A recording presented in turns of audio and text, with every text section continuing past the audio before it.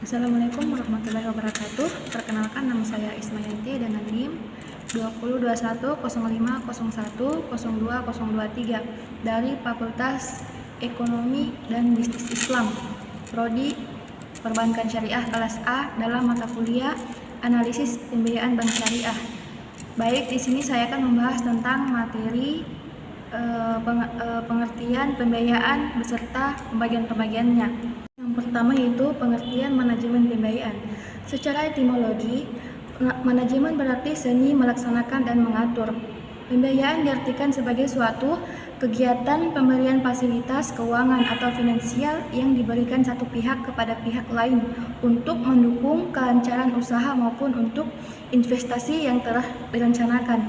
Dalam arti sempit, pembiayaan dipakai untuk mendefinisikan pendanaan yang dilakukan oleh lembaga pembiayaan seperti Bank Syariah kepada nasabah.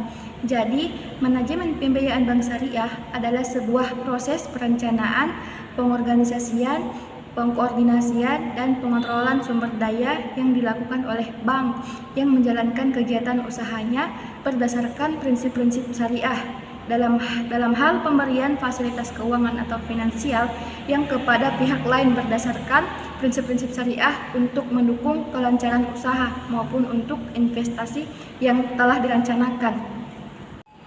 Soal yang kedua adalah unsur-unsur pembiayaan.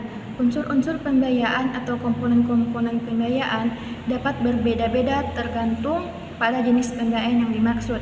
Adapun berikut adalah beberapa unsur pembiayaan yang umum ditemukan dalam konteks keuangan dan investasi, yaitu A. Pokok pinjaman atau modal, merupakan jumlah yang dipinjamkan atau diinvestasikan. Yang B yaitu bunga atau imbal hasil, merupakan biaya yang harus dibayar oleh peminjam atau biaya yang diterima oleh investor sebagai imbal hasil atas pinjaman atau investasi. Yang C yaitu jangka waktu atau tenor, adalah waktu yang disepakati untuk pembayaran pinjaman atau untuk durasi investasi. Yang D itu jenis bunga atau imbal hasil. Ada beberapa jenis bunga atau imbal hasil seperti bunga tetap, bunga mengambang, imbal hasil tetap, dan imbal hasil mengambang. Dan yang terakhir atau yang E, biaya administrasi, biaya yang dikenakan oleh lembaga keuangan atau perusahaan investasi untuk mengelola pinjaman atau investasi. Soal yang ketiga, tujuan-tujuan pembiayaan.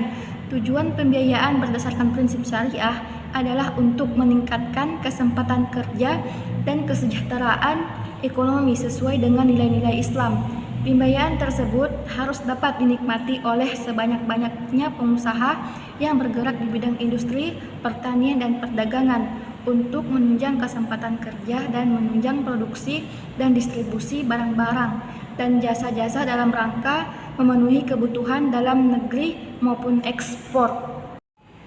Itu soal yang keempat, fungsi-fungsi pembiayaan. Fungsi-fungsi pembiayaan dapat terbagi menjadi tiga, yaitu yang pertama, memberikan pembiayaan dengan prinsip syariah yang menerapkan sistem bagi hasil yang tidak memberatkan debitur.